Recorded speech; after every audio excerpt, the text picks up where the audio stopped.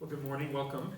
You just have to double the amount of input now, because there's fewer people with us this morning, but glad that you're here. Why don't we start with a word of prayer. God, as we near the end of our journey through the book of Genesis, we gather once again to celebrate your word and to listen for the message that it holds for each one of us. So be with us during this time, guide our conversations, open our hearts and our minds and our spirits to the message you have for each one of us. It's in Jesus' name that we pray. Amen. All right. So I've been mentioning lectionary inclusion for different sections, and for these 3 chapters, none of it is in the lectionary. People don't want a list of names. They don't want a list of names. No, but I think there's some interesting reading in these. Is the first chapter of Matthew, that's in the lectionary, no? Similar sort of thing. Yeah. Know where it finishes, don't you? Yeah. It finishes with Ruth. It's all to do with the numbers, isn't it? That's right. That's right. Thank you, Brian. All about Ruth. Oh, so chapter 46 begins on page 51. And this is a question from me for us to think about that I didn't really register with me until I started reading ahead into verse 46, or chapter 46. But in chapter 45, which we covered, or actually it's not even 45, it's back when the sons have returned to Jacob and went to take him to Egypt. And they have that whole conversation, and I'm trying to find where it is real quick. I should have looked it up. But anyway, so my question is, when they talked to Jacob, do you think they ever told him exactly how it was that Joseph wound up in Egypt, that they sold him? Yeah. Because I don't think that's in the narrative. I wouldn't have thought they would. No, No.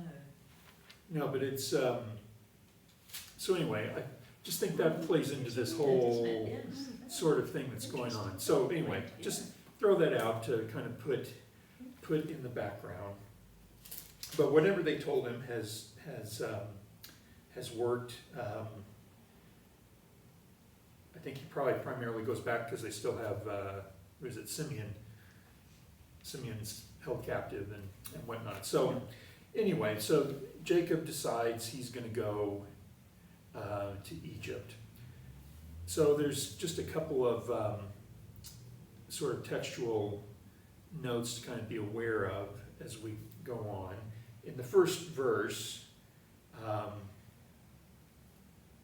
and it seems pretty straightforward, but it says, "So Israel set out with all that was his."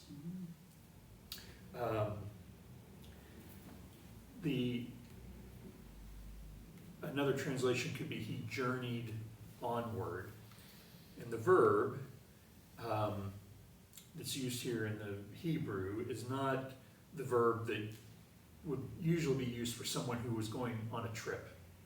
This is a verb that conveys pulling up the tent pegs and moving from one encampment to another. So this is Immigrating. immigrating. Yeah. And I mean, it does say he set out with all that was his. So it is there, but it's kind of a subtle little thing. But this very much sort of turns the narrative back toward the days of Abraham, who was constantly moving nomadically from one place to another. And really, in that way, kind of connects Jacob with that family line that he's continuing in that. It looks like he's abandoning the promised land. Yeah, well, yeah, Later on, reassure. Yes. Why does he say the God of his father Isaac? Why doesn't he say the God of Abraham or the? Mm. Yeah, that's a good question. I would have to see if I can find that real quick. Well, See I if can't it- find one, but he said if this. Is he called Jacob? I mean, I can't remember whether he's called Jacob or Israel. They swap it. They swap it around. It swaps around. Yeah, Mm. but Absolutely. the translations always get it. Different translations don't do it in different places. He Yeah. also swaps around again. Sometimes he's called Jacob and sometimes he's called Israel. Yeah, God speaks to him and calls him Jacob. yeah, yeah. It says Jacob left Beersheba and Israel's sons took their father Jacob. So Yeah. yeah. Yeah, it is, well, I I think don't like, know if there's any significance, yeah. yeah, We thought this before, didn't we? That perhaps Oh yes, Israel it was a is the dynasty. leader of the Israel was a tribe, dynasty. and Jacob is the Yeah. father. You Yeah. know what I mean? So well, I perhaps think it's there's just kind of a subtle dual difference. identity. a sort of subtle difference, Yeah, isn't there? yeah, because certainly when Abram becomes Abraham, he Mm. becomes Abraham, and that's, Yeah. you know, he's Yeah. not, He in doesn't one look paragraph like Abram, and the no. next one Yes. Abraham, yeah, yeah. Mm. Yeah, I'll have to check, there's not, I didn't have any notes, in this book about that, but it may be, yeah, there very much It's could be about something about it. Joseph is going to be with him when he dies. It says, or in God's message to him. Oh, yes, yeah, It's as if that's something that Jacob really wanted to happen. Joseph's own hand will close your eyes. well, I mean, certainly, Yeah. so certainly there's this very, I mean, it's very clear that Jacob has this really unbalanced preference for the children of Rachel. So Joseph originally, and then Benjamin, he's so reluctant to allow Benjamin to go. We saw that last time. So certainly the idea that there was a possibility of, not reconciliation, but reuniting with Joseph would have been, you know, very important to him. It's interesting too, in that little bit that you're talking about, when God is speaking to, well, just in response to the earlier question, in verse 3, I am God, the God of your father. It may just have been a way that, may just been a form of Well, reverence. that's why it says the father. Mhm. Earlier on it says it's about Yeah. Isaac. Yeah. Yeah. Mm. But I But- will bring you back again. Yeah, well, the whole nature of that dialogue there is a much more personal address by God than some of the ones we've seen previously. You know, God shows up and says, here's the blessing, and then exits stage right, and the story goes on. This is much more of, I will go with you, I will be with you, I will bring you back again. So it's just a different tone almost to the way that that conversation is. But later on we see he doesn't want to be buried there. Yeah. So- it's a rather elaborate funeral, but that's like that, isn't it? So part of the, at the time, what would have made God's promise here to go with Jacob and to return with him would have been a bit radical, a bit unorthodox, because at the time the contemporary polytheistic beliefs were you had a God, but that God's power was kind of limited by territorial boundaries. So if you had a Babylonian god, that god may not do you any good in Egypt because it was out of their district, sort of a thing. So this is the idea that the God of Israel, you know, is superior to any of these other gods because I will go with you don't be worried about leaving the country, I'll be, you know, Yeah. I can still do my work there. So there's kind of a Was couple that different, new? Was that new? Was anybody else told that? I will be with you, you know, prior to Jacob. oh, we'd have to go back and look, I don't, Yeah. well, I mean, I think that's part of it though, is that is a, like I said, it's a more, it feels like a different kind of address or conversation. But it's a Personal. theme in Very the whole personal. story, isn't Yeah. it? Because it says God was with Joseph. Yeah, Yeah, yeah, God's everywhere. Yes. That's, yeah, yeah. yeah, It's a difficult concept too. yeah. whereas the others will have river gods and tree gods, That's it. and That's it. fertility gods, and all Yeah. that. Yeah, yep. So they move out and they head for Egypt, and again, they're taking everything with them. So it's not just a small little caravan of the brothers and dad on a road trip. This There's is, dozens of them, aren't there? yes, It's and it would have interesting. had all their livestock and Yeah. all their possessions. It's interesting that they mention daughters and granddaughters, but there's only ever one mentioned by name, that's Dinah.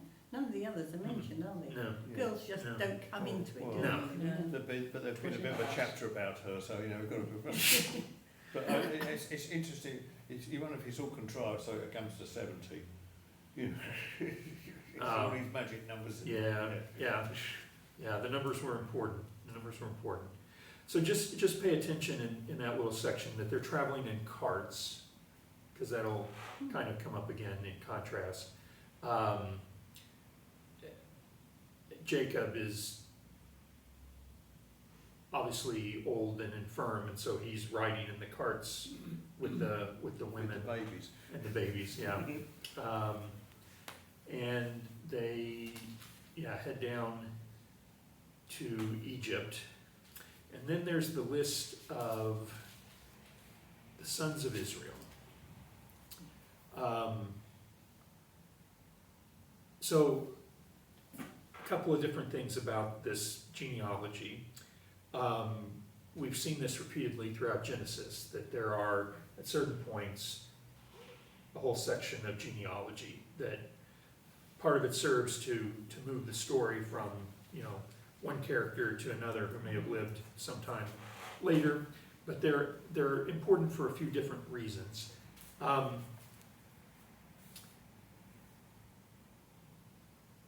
In Genesis, generally, these genealogies serve as landmarks that mark the end or beginning of significant narrative sessions. So when the story kind of around Adam and Eve ends, there's a genealogy.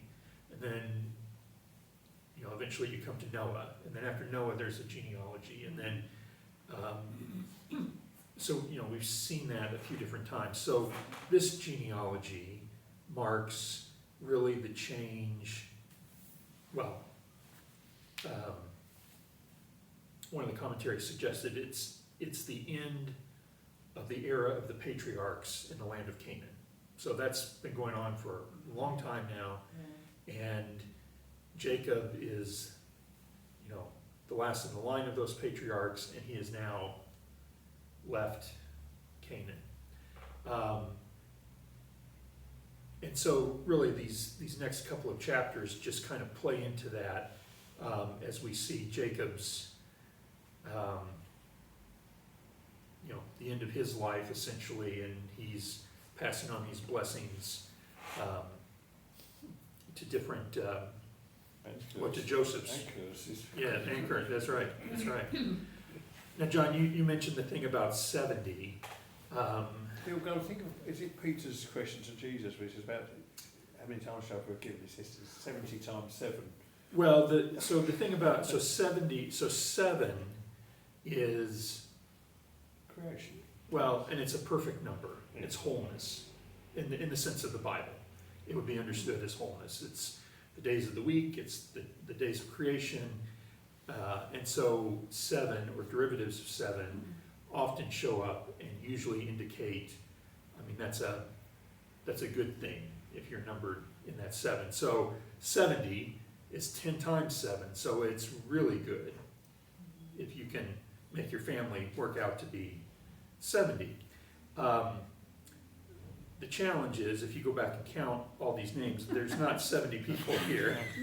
It looks like they've added Joseph's two children at the end just to make the right number. But they're already in the list. Yeah. There's 2 children Yeah. in Yeah. the first 19. Yeah. Then they add them in again. Yeah. And then Oh, it still well, only makes yes. 68. Yeah. Does it? Yeah. You didn't count them, did you? No, but you just look at it. So they're included here. Yeah. So they're included in that number that got to 66. And then it says, with the 2 sons who have been born to Joseph in Egypt, that came to 70. Well, 66 Oh, plus sorry, 2 I'm sorry, does yes. not make 70. Unless Didn't you realise count where it says Joseph 66 and whoever again. was the Yeah, but mother he's of the what, two but sons. Yeah. They're already in The the, same- they're already in the count. It Yeah. doesn't work, is basically. Well, so that and a couple other things in this genealogy sort of suggest that it's patched together from a couple of different narrative sources. It's put in there, one is sort of this, I mean, This place did marker. they really remember all these names? You know? no. But I think the main emphasis, especially with it trying to convince you that there's 70, Very sorry to interrupt. Is anyone to do with the church here? Are we just, Yeah. oh, you are? The heating's not working in the main hall. No idea. oh, No, it wasn't No, yesterday. no, No, Sorry. really Okay, sorry. sorry to interrupt. no. Probably turned the pilot off. I think he's turned it off, isn't it? I think he's turned it off. Yeah, well, Yeah. mixing Gran Canaria, isn't it? It wasn't on yesterday. Anyway, If it's like it now, it's to turn the pilot off. Anyway, so the genealogy is a place marker, but then the idea that there's 70 of them basically says, here's Jacob's story where he starts out as the loner, out in the desert and has that first encounter with God, and now he's already grown into this substantial and very whole and rounded family stroke nation, I think, is kind of what the point of that would be. And then after the genealogy, verse 28, Jacob sends Judah ahead of him to Joseph to get the directions to Goshen. So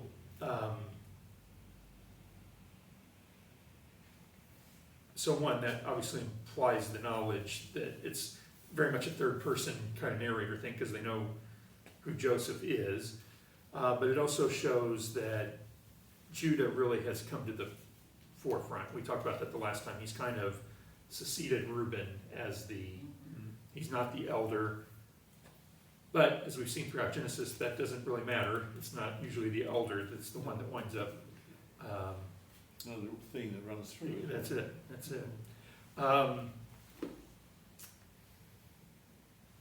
see.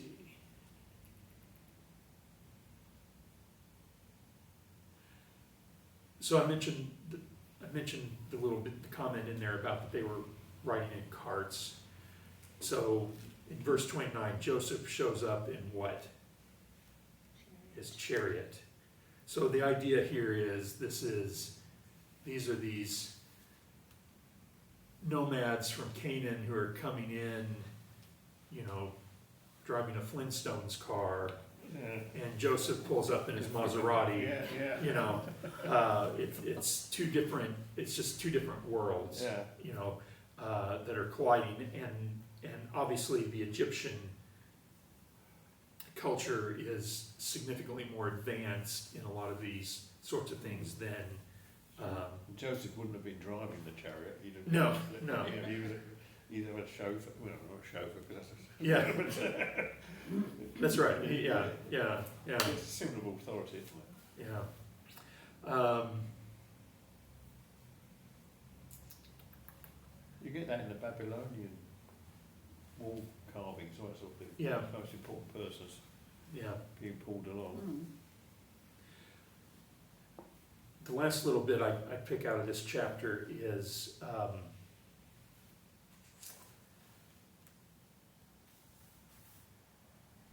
About the- Joseph coaches the brothers of how to answer Pharaoh about their vocation, that they're shepherds. Because Egyptians don't like shepherds. That's it. They're detestable. Yeah, yeah. And it's really an odd thing. We talked about it the last time, because at the meal, one of the rationales for them eating separately from the Egyptians was that the Egyptians wouldn't eat lamb, and that was sort of a dietary difference. So then we have this thing that the shepherds are detestable to the Egyptians, so they put them in Goshen, which would have been an appropriate place for herds to graze, and would have been close to the border with Sinai. But you may have noticed in the next chapter, Pharaoh talks about all the herds that he has. So it's really unclear. There's no extra biblical evidence that shepherding was taboo in Egypt. So why it shows up in here is just kind of odd, unless it's just building some tension. I understand them not liking maybe sheep, because they grew a lot of corn. Hmm. Oh, they invented beer and all this sort of thing. And they wouldn't like animals that sort of wander around eating where they like. They like the animals they can control. And Yeah. presumably cattle are a bit easier to, or a bit more sentient, aren't they? Well, it could be, Yeah. and one of the other things that They're I, still easy to eat though, isn't they? well, that's it, and they're in the middle of famine. One of the other things, though, that I came across was that one possible explanation might be that Egypt, who's become more of a sedentary agriculturalist culture, because they can depend usually on the flooding of the Nile for agricultural purposes, and that they may that what might be being reflected here is that they may have considered nomadic people, herdsmen, to be inferior, and that may be sort of the cultural Yeah. Yeah. pushback here. Didn't know how to build proper Yeah. houses. Yeah, could be. Yeah. Well, it's the same way as maybe we consider travellers nowadays. Yeah, I mean, it could be. It's just- Well, probably, I mean, throughout, I mean, historically, shepherding has not been anywhere near the top culturally in most cultures, as far as something that was, you know, an attractive or, I don't know, respected. Well, sheep never had the best land, did they? Yeah. Sheep you could send up on a mountain if it was, Yeah, that may be part of it. whereas your cattle would die Yeah. if they didn't have enough of the right food.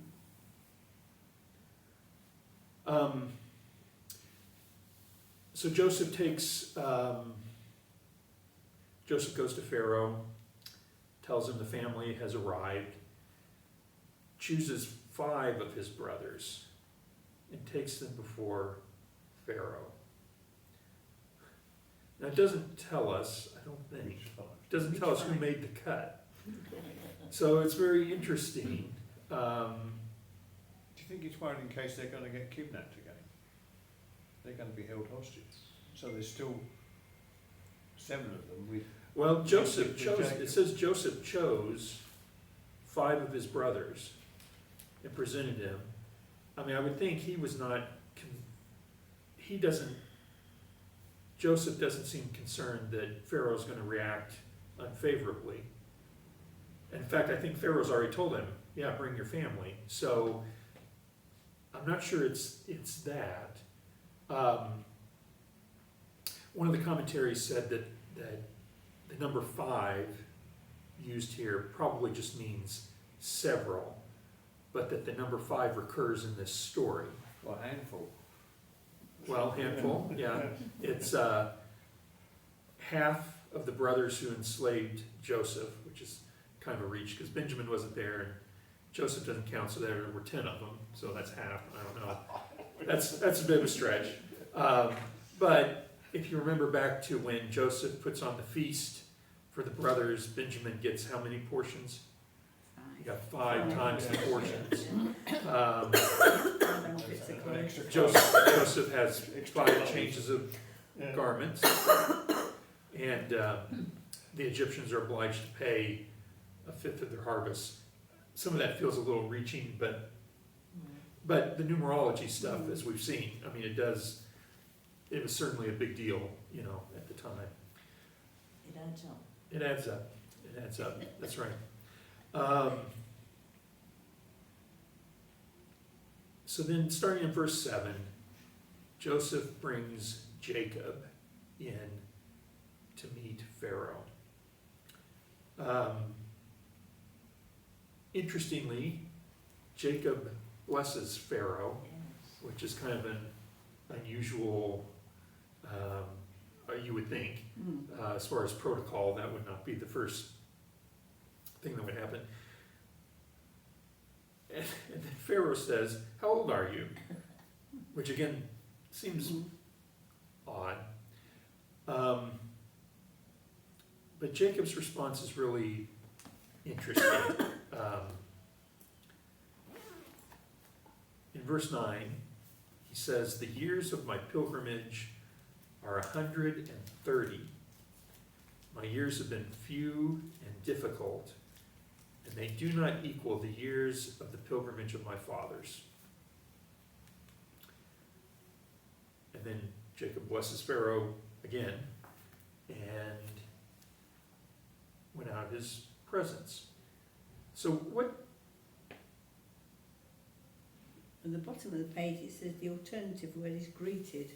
greeted, yeah, yeah, There's a lot of difference between greeting and blessing, isn't there? Yeah. yes, yeah. Yeah, I mean, if someone turned up to the Pope and said, "I'm going to bless the Pope," but Pharaoh's supposed to be the big, nothing's supposed to be above him, isn't he? He's supposed to be related to the Yeah, gods. yeah, Or doing a trump. yeah. The Pope could bless the king. Yes, but not the other way around.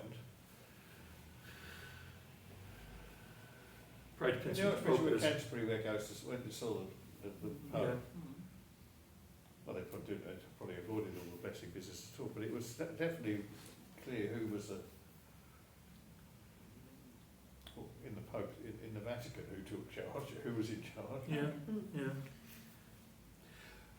Or was that, maybe it was a custom, you know, or was it just like shaking hands, you know, you just. Yeah. Well, it could be, I mean, if it has the sense of greeted. Yeah, I hadn't picked up. Oh, here it says, the Hebrew verb for blessed also has the simple meaning of to greet, but it seems likely that in this context it straddles both senses. Jacob, of course, accords Pharaoh the deferential greeting owed to a monarch, but it would be entirely in keeping with his own highly developed sense of his patriarchal role that he, a mere Semitic herdsman chief, addressing the head of the mighty Egyptian empire, should pronounce a blessing on Pharaoh. It could be something like "peace be with you" or something. It could like be, that, yeah, couldn't it? You know, that yeah. sort of thing. When Joseph one went to, another all the when time. Joseph went to Pharaoh, he was down Yes, on his face, wasn't it? yeah, yeah. So let's go back for a second to Jacob's answer to Pharaoh, though, because I think it's really interesting. What did any of you kind of make note of that? Doesn't say how old he is, does he? If you put Well, his he says pilgrimage, 130, yeah, but he says my pilgrimage. Does that mean his age? I think. Yeah. Oh, it's yeah. not. It's not. He's No. not. He's not dating it from a particular event. I don't know. I think he's. Well, he's answering the question, how old are you? Yeah. Hmm. So- I think part of the wording of his response is that we know from those other genealogies we've seen and the supposed ages of his ancestors that he, at 130, has not lived as long as some of the others. Yeah. Obviously, there's several references in this whole stream here about his declining health, that he's worried about, the journey, he's worried about, different things. So we'll find out later, he's not immediately close to death, but I mean, he obviously has that sense that his life is ending. My years have been few and difficult. So I came across this note. This is in Robert Alter's translation and commentary about this verse that I thought was really interesting, so I'm just going to read it because it's, I'm just going to read it. He says, Jacob's somber summary of his own life echoes with a kind of complex solemnity against all that we've seen him undergo. He has, after all, achieved everything he aspired to achieve: the birthright, the blessing, marriage with his beloved Rachel, progeny, and wealth. But one measure of the profound moral realism of the story is that although he gets everything he wanted, it's not in the way that he would have wanted, and the consequence is far more pain than contentment. From his clashing with his twin in the womb, everything has been a struggle. He displaces Esau, but only at the price of fear and lingering guilt and long exile. He gets Rachel, but only by having Leah imposed on him, with all of the domestic strife that entails. And he loses Rachel early in childbirth. He's given a new name by his divine adversary, but comes away with a permanent wound. He gets the full solar year number of 12 sons, but there is enmity among them, for which he bears some responsibility. And he spends 22 years continually grieving over his favorite son, who he believes is dead. This is, in sum, a story with a happy ending that withholds any simple feeling of happiness at the end. I know. It really kind of changes the tenor of it. But I think there's a lot of truth to that. I mean, you can kind of hear it in going back to when the sons come back and try to convince him to go to Egypt. You can hear some of all the way along it's been woe is me with Jacob. But, you can hear him. He doesn't want to lose Benjamin. He doesn't want to lose Simeon, who's being held captive. It's not weird. He struggled, didn't he? Actually, physical struggle. Yeah. It's almost like that. That's the microcosm of it. Yeah. So it really kind of reduces this appearance before Pharaoh, where he's like, I'm old and life sucks, and now I'm here and I don't know where I'm at, and it just kind of, when you think about it that way and look back on his life story, it does kind of flavor this a bit, and I think it helps inform what's going to happen in the next chapter when he gets to Joseph's two sons. It's still a mandatory deal, isn't it, for food? They came for food. Yeah. Pharaoh doesn't give them food. He gives them somewhere to keep their own animals. They get food, but they also end up as slaves again, don't they? That's right. Because they have to sell everything they've got to get food, so they lose all their possessions. They end up in bondage again. Yeah. Well, the beginning of Exodus explains that. Even all the Egyptians ended up as being serfs. Well, that's it. And so a couple of the commentaries had made suggestions that when it talks about the Egyptians and anyone else living in Egypt sort of selling themselves into slavery, that the details probably weren't intended to be seen as like an act of ruthlessness of Joseph's. He's not doing it in a punitive way, but rather would have been seen at the time as sort of demonstrating his administrative capabilities and brilliance, that here's a way he can get out of this situation and keep everyone alive and all that. It is, Alter notes here that the subordination of the Egyptian peasantry to the central government, along with the 20% tax on agriculture, was a known fact. So that's a historical thing that there's some record It's still for. in force today. Oh, It's on the page, yeah. But I mean, there is evidence that that happened. It's not clear historically what the origins of that were. So I mean, it doesn't tie it directly into a specific story or event, but that was an aspect of Egyptian life at some point in the ancient. Only the priests got away with it. Yeah. But it's something that happens in many cultures, that you pay a tithe. I Mhm. mean, our fathers used to pay a tithe. Yeah, yeah. Yeah.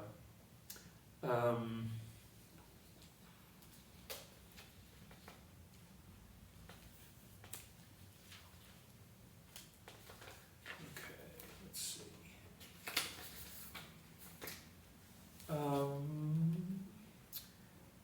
It goes on to say about how old Jacob was.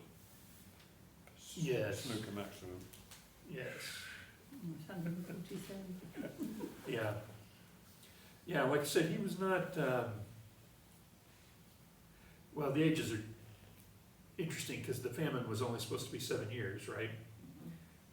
And so he ages more than 7. What verse is that in, John? 28.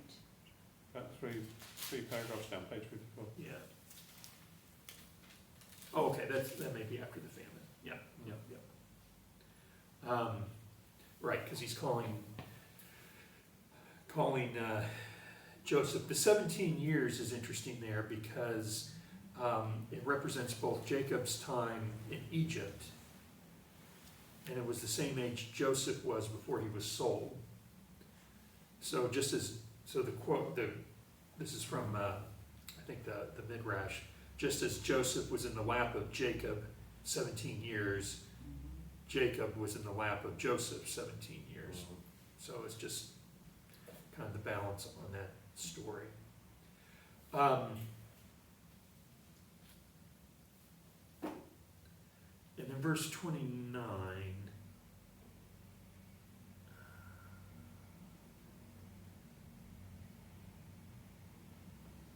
I guess it's in verse 31. Israel worshipped as he leaned on the top of his staff. I'm trying to place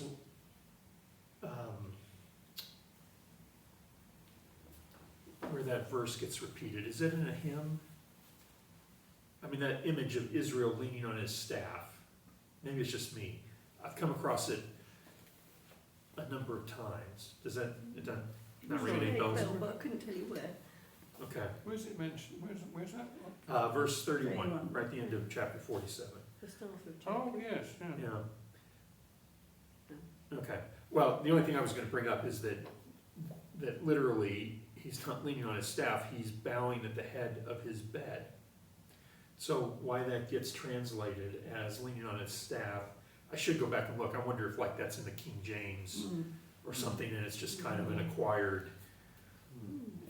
Well, they have this thing about the hand between the thighs, or Yeah. whatever it was. Yeah. It's another sort of way of bonding. Yes. Yeah. Yeah. Sealing a bond. covenant. Yeah. Yeah. Exactly. Exactly.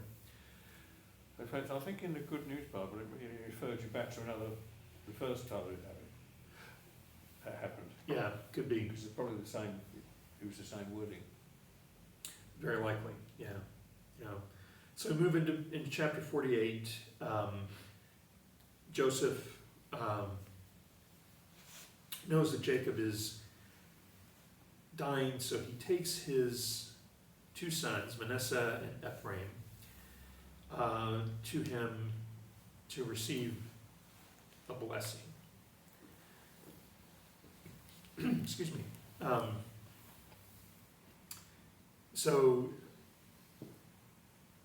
So just a couple of notes. In verse 3, Jacob sort of sets forth his faith story about God appearing to him at Luz, which is another name for Bethel, which is where he had the dream about the ladder at the beginning of his story.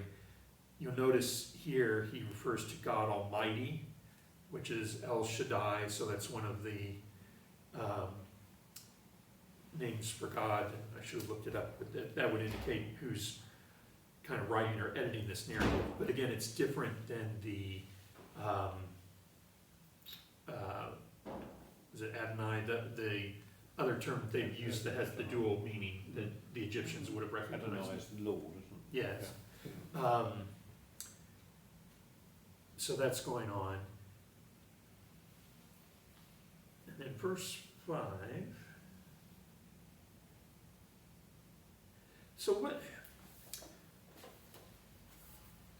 So Jacob says in verse 5, "Now then, your 2 sons, born to you in Egypt, before I came to you here, will be reckoned as mine. Ephraim and Manasseh will be mine, just as Reuben and Simeon are mine. Any children born to you after them will be yours. In the territory they inherit, they will be reckoned under the names of their brothers." So what's going on there? it? Is this some sort of like, in a will, skipping a generation and leaving things Well, he Well, blesses- to your he blesses grandchildren them, rather doesn't than your he? children, or is he saying or is he telling Joseph that he's got to do that? Well, he's not really skipping a generation, because he's No. saying they will be as Reuben and Simeon are. So he's saying they're part of the family, even though they weren't born, in Canaan. Yeah. Yeah, I mean, I think, Also Jacob had never met Mrs. Joseph, had he? No. Until this no, time.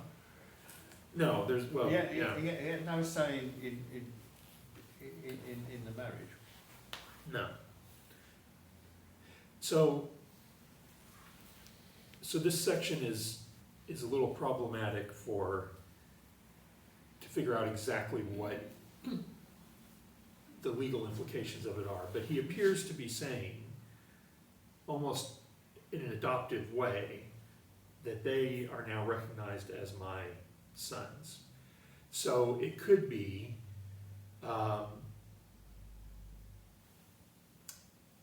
some commentators have said that it could be a move. In his mind, he was robbed of additional children from Rachel because she died young or younger in childbirth. And so these are the grandsons of Rachel, direct descendants of Rachel.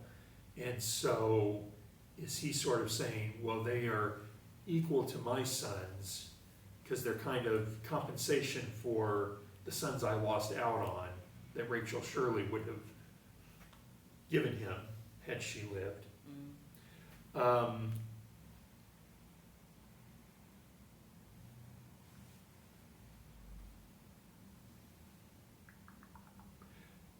He names Reuben and Simeon.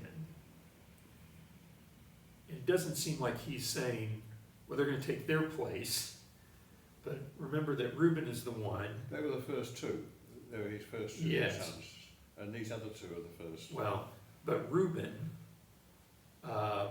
slept with Jacob's concubine. Oh, yeah. Well, yeah, we get a bit about that later on. And Simeon, along with Levi, is the one who came up with the idea to kill all the people at Shechem, which caused Jacob a lot of problems. Yeah, so it's not clear that he's replacing them. It's not entirely clear. But it says here the language that Jacob uses is a formula of a legal adoption, just as the gesture of placing the boys on the old man's knees, which would be in verse 12. It talks about Joseph removes them from Israel's knees. Just as the gesture of placing the boys on the old man's knees is a ritual gesture of adoption. And I think we saw that with back when Rachel and Leah were competing to have kids, and their servants had kids on their behalf. And there was something about, I think it was in that story, it was one of the stories where the servant has the child on behalf of the mother, and the child is brought and placed on the mother's knees, on the And Rachel's mentioned in this little section, isn't she? Yeah. Yeah. The only one who follows who is this bit. So the other piece of this is the adoption is dictated by the fact that Ephraim and Manasseh will become tribes of Israel. So, I've got you a little study guide here, and I'll post this online, but I had to cut it in half and put it on front and back of these sheets so that you can read it. Take one, pass them down. So it may be hard to read on the screen, but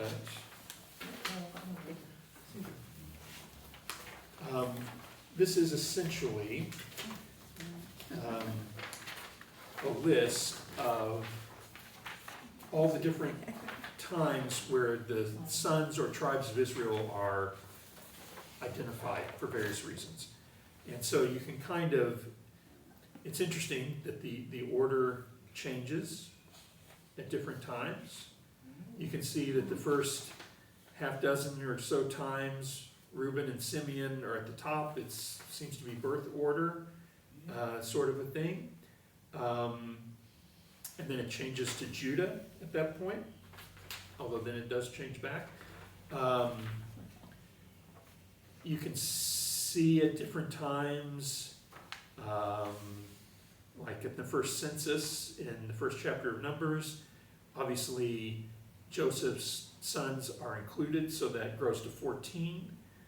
And then at times there's only 13, and at times there's 12, but Joseph's two sons are included in that 12. I haven't taken the time to go through each one and see who gets left out at various Well, spots. there's Issachar, who appears from nowhere. Yeah. Sounds like Isaac, doesn't it? Oh no. Well, no, he's in that's the original Genesis, list. yes, Yeah. yeah. Yeah, so anyway, it's just interesting to see how that sort of ebbs and flows in Numbers 34. On the backside, there's only 11 listed. Yeah, so anyway, just on some level, they seem to have sort of the hereditary rights of Jacob.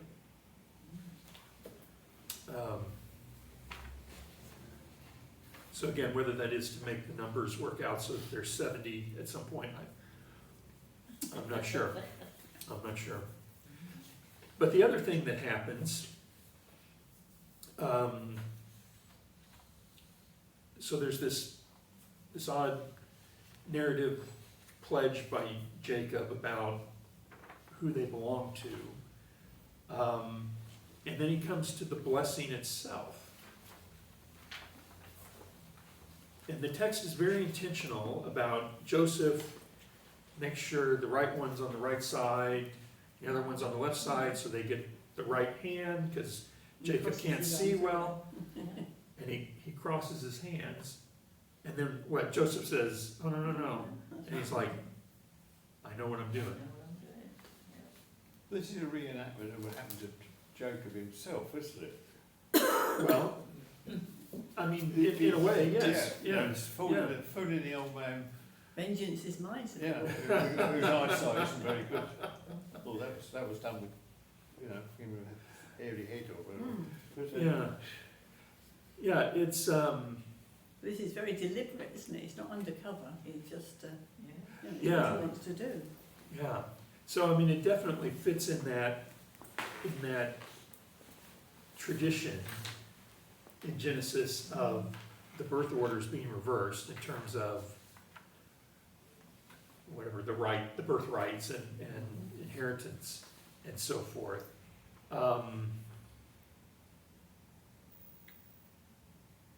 Yeah. So just really quite interesting. Or maybe it's totally in character for him. But it certainly reinforces that. The other clue was earlier, in verse 5,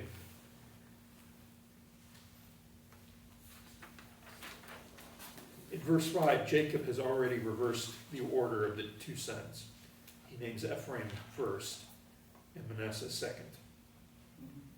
Hmm.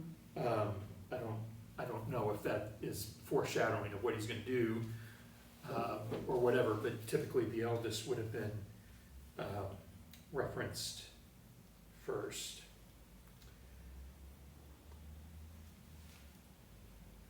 And then he gets the blessing. That's what he tends to do in families now, isn't it? When you Yeah. to family, you go order of birth. Yeah.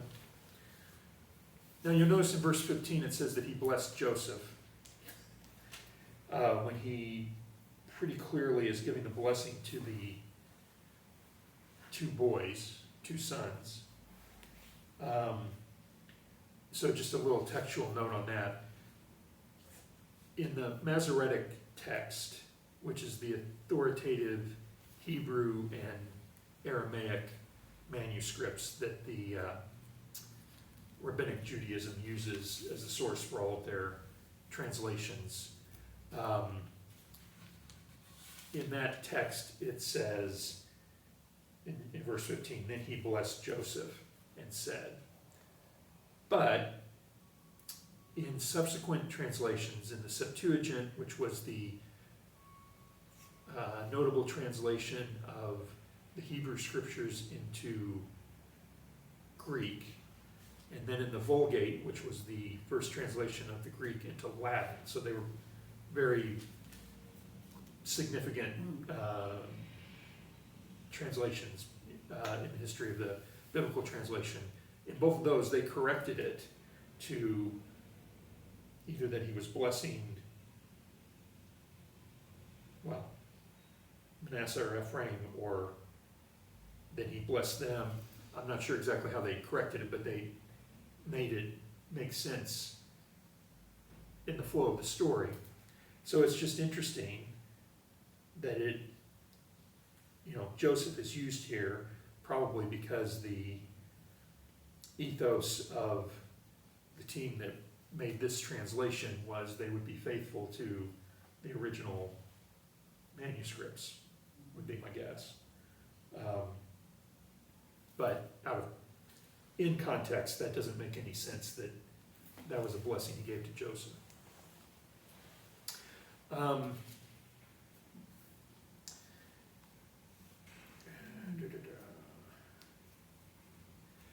And then in verse 22, right at the end, he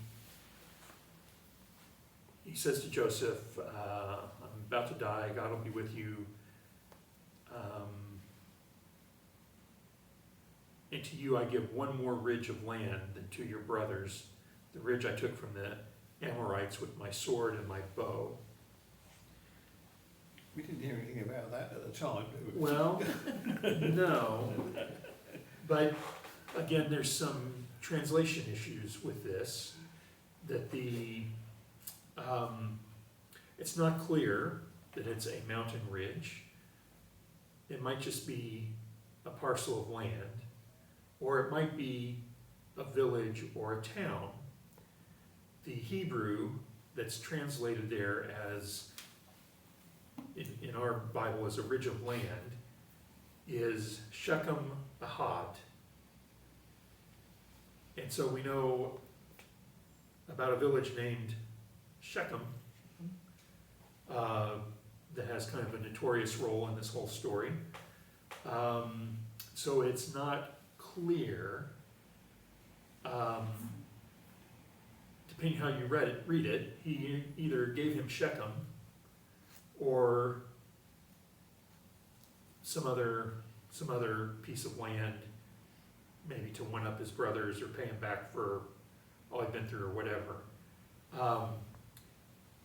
But it is interesting that the Shechem Ahad that is translated there only appears one other time in the Bible. It's in Zephaniah chapter 3 verse 9. It's used as an adverb and it means to serve with intent. So that doesn't help at all.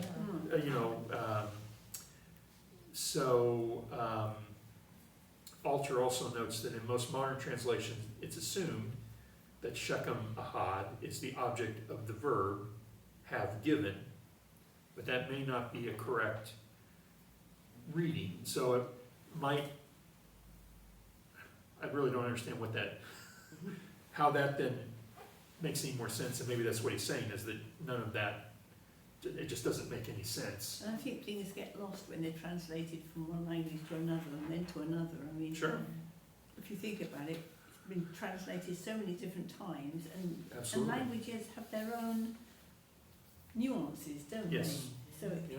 it could be that it means something completely different. And also, when you speak, you emphasise things in different ways, don't you? Yeah, yeah. You can go through a sentence and emphasise different words in it and give a completely different meaning. So are we getting, what Yeah. they wanted in the first place? Yeah. We don't know how many oral versions there No. were. That's right. Before That's it, right. it was written down. And the Yeah. people who wrote it down had to make a choice. Apart from Even spelling then, mistakes and are we things, going to, Well, are we you- going to include that? And you think that written Hebrew yeah. doesn't have any vowels. No, it doesn't. So you just So have it's to- just all the consonants smashed together, and you have to decide where the vowels go. If you take our language, you take out all the consonants. You know?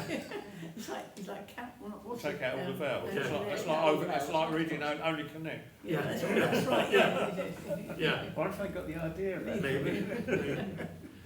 So, anyway, so just some interesting stuff, things that, I mean, I've read through Genesis numerous times, and,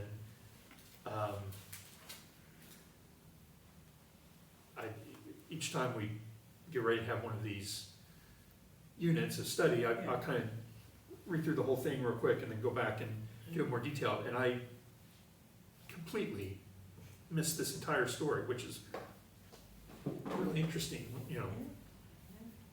has some implications. So anyway, so next week then we will wrap up the last two chapters. We'll do that, maybe have a little conversation about what this whole experience through Genesis has taught us or not, and that sort of thing. So I'll look forward to that. So I picked some music for today. Probably should have used this last week, but I kind of forgotten about it until I came across this song again. Are we able to? We did the Calypso last week, yeah. This is a song kind of playing on the themes of forgiveness that are going on with Joseph's actions towards his brothers. This song is not about this particular story, but it's called the Forgiveness Waltz, and I think is a nice prompt to sort of think about forgiveness. So this is the Forgiveness Waltz by Jonathan Runman.